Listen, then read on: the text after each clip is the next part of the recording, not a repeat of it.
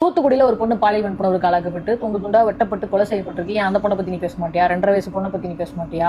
நீ 7 எல்லாம் வயசு மனுஷ பொண்ணை பத்தி பேச ஜென்மம் தானா? மாட்டியா? இத எத்தனையோ உன்னை பார்த்து பொண்ணை கேக்குறேன். பத்தி நீ எல்லாம் மனுஷ ஜென்மம் தானா?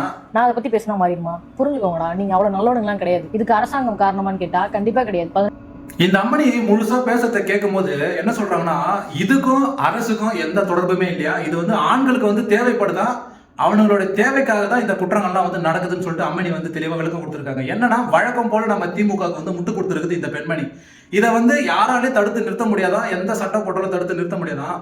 அப்போ எனக்கு ஒரே ஒரு டவுட் தான், இந்த பெண்மணியை இதே போல ஒரு 4 பேர் கடத்தி தூக்கிட்டு போயிட்டு கதற கதற கற்பழிச்சு உன்னைக்கு இந்த மாதிரி அனாத படமா போட்டா இப்படிதான் வந்து திமுக சேர்ந்த எல்லாரும் வந்து பேட்டி கொடுப்பீங்களா, இல்ல இன்டர்வியூ கொடுப்பீங்களா?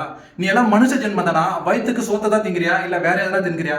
ஒரு அரசியல் நடத்த முடியாத ஒரு நிர்வாக திறனற்ற அரசு தான் திமுக அரசு.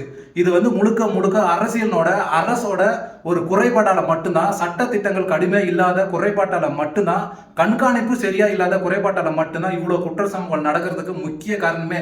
நீ என்ன சொல்ல வர? அரசுக்கும் இதுக்கும் சம்பந்தமே இல்லைன்னு சொல்லிட்டு அரசாங்கம் மேல வந்து நியாயப்படுத்தி பேசுறியே. நீ எல்லாம் மனுஷி தானா? மனுஷ ஜென்மம் தானா?